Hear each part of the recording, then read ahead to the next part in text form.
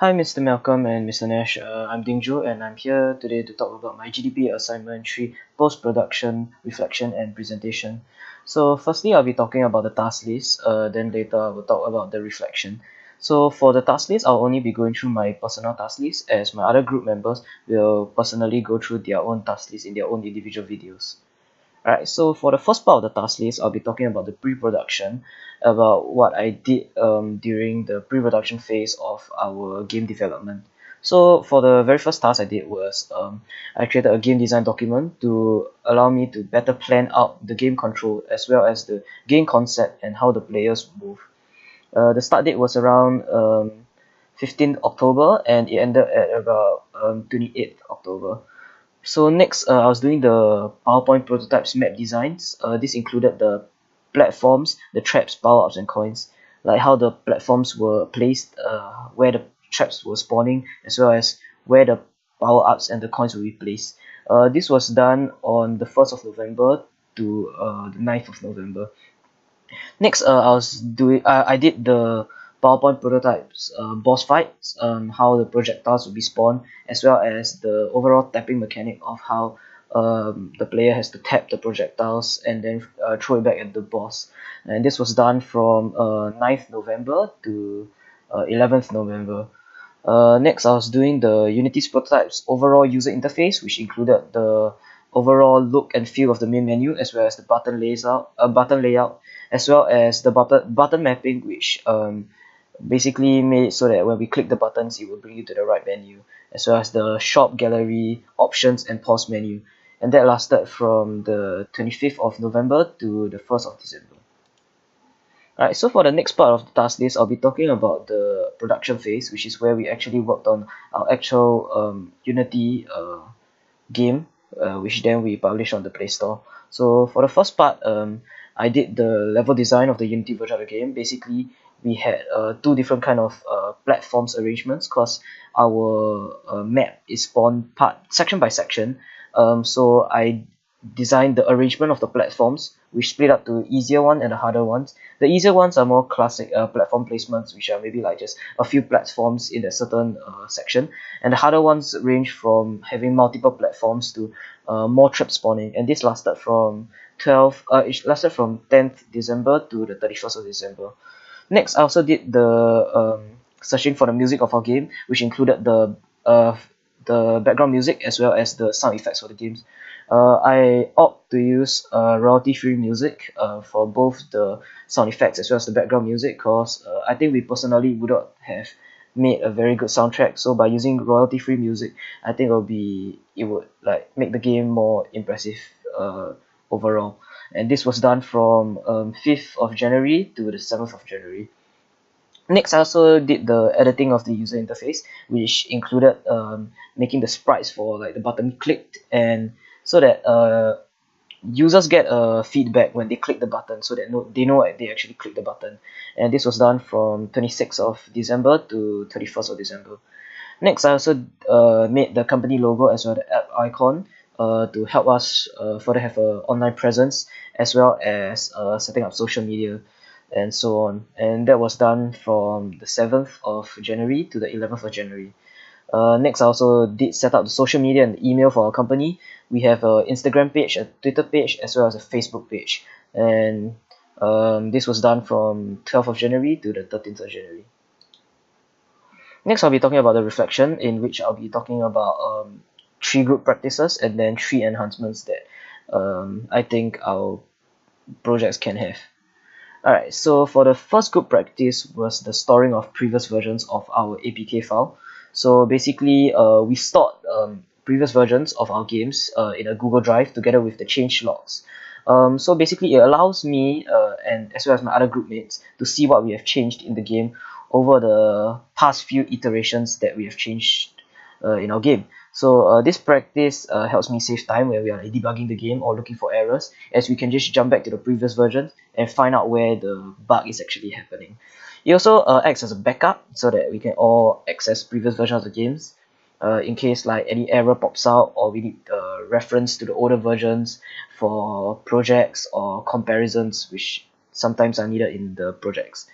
So I've continued this practice by adding to the Google Drive every time I build a new version of the game into the phone. So every time we build a version of the phone of the game into the phone, I will treat it as a next version that has been updated, and then put it in the changelog, as well as have a new APK for it. Alright, so for the second good practice, it will be the weekly team meetings that we have. So basically, our group will have a weekly meeting on Fridays to check the overall progress of like how all the members are doing, and they are mostly done online, so that it will be more convenient for all of us, as we do not have classes on Friday, and usually we are free to do the online meeting. So this helped me keep track of how the work progress of the overall project is, so that we can all collaborate, so that none of us do our work way too fast and the others get left behind. So it also allows us to discuss what we have done, need to do, or what we are currently working on, which allows us to kind of work hand in hand.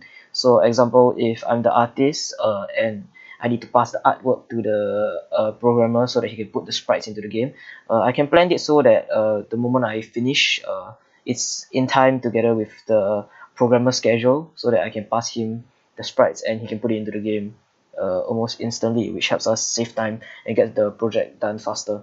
So I've continued this practice by setting Friday as our fixed meeting time for the group, as well as like having our ensuring that we have our weekly meetings on Friday. So setting up a constant meeting date so that we can all actually turn up for the meeting and we have it actually weekly. Right. So for the very last good practice, it'll be updating the Gantt chart and Trello weekly after we have our group meetings. It helps me like keep track of what needs to be done and so on. So the Gantt chart helped me keep track of the time that I spend on the project. For example, the amount of time I spend on each part of the project. And the Trello also helped the group properly delegate different tasks to different members. As like in Trello, we can list down all the different tasks, and then we can then split up the tasks that each member needs to do. I've continued this practice by updating the Trello every week once we complete our group meeting. I then fill in what we have done, what we are about to do, and what we need to do to finish the project. I also add my hour spent on the different tasks in the Gantt chart every Thursday after our GDP lessons. So next, I'll be talking about the 3 enhancements. The first one will be adding in the remaining chapters. Since the current version of the game doesn't actually have all 5 chapters of the story in yet, the gallery only has the first chapter of the game. So I think by adding the remaining 4 chapters of the game, it will allow the players to get more content of the game from the game. And since the chapter needs to be bought with in-game currency every time they want to unlock it, it will give like an incentive for the players to continue playing the game, so that they can continue to unlock these different chapters, so that they can get the full story, the backstory of the full game. Yeah. And then by adding the remaining chapters to the game, it will have a more complete feel to it, because as of right now, it only has the first chapter. So when the players play the game more in order to get the in-game currency to unlock the story, there will also be a higher chance that our in-game ads will pop up, which would then kind of give us more revenue as they play on the game and more ads pops up, and when they watch the ads, we will then get revenue. Alright, for the second enhancement, it will be adding in hats and more player customizations.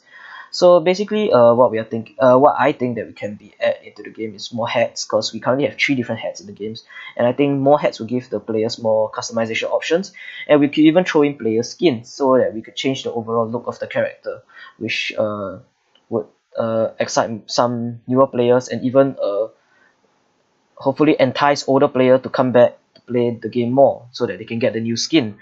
The reviews that we have gotten in the Play Store also did request for more hats and player customizations. As you can see at the bottom, I've taken screenshots of the reviews that we have gotten.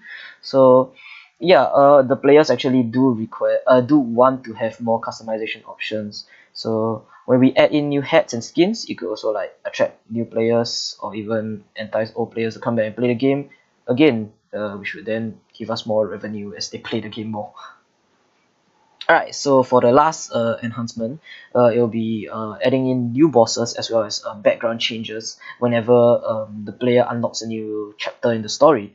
So basically with this enhancement, it will improve the replayability of the game, as not every time when they fight a boss it will be the same pattern and same background, which will get repetitive and boring for the players. So we also receive reviews that they request more boss fight and like improved level design so that it's not so plain. So by changing the boss, we could actually change the pattern in which the projectile spawns, which could then prevent players from memorizing the pattern in which the projectiles are thrown, which then could lead to having like more replayability to the game, because every time they unlock a new chapter, a new boss will come out and then they'll have to learn a new pattern. This enhancement can also be a good way for us to add new content into the game, since all we have to do to like give the player new contents is add in a new story, a new chapter to the story, which would then give the players a new boss fight and a new background. So it'll be kind of like killing three birds with one stone at the same time.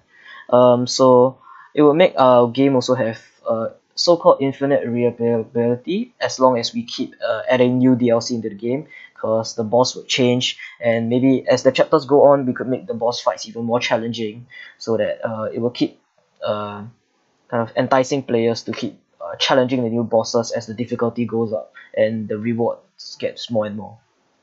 Alright, so that's all for my presentation. Thank you for watching.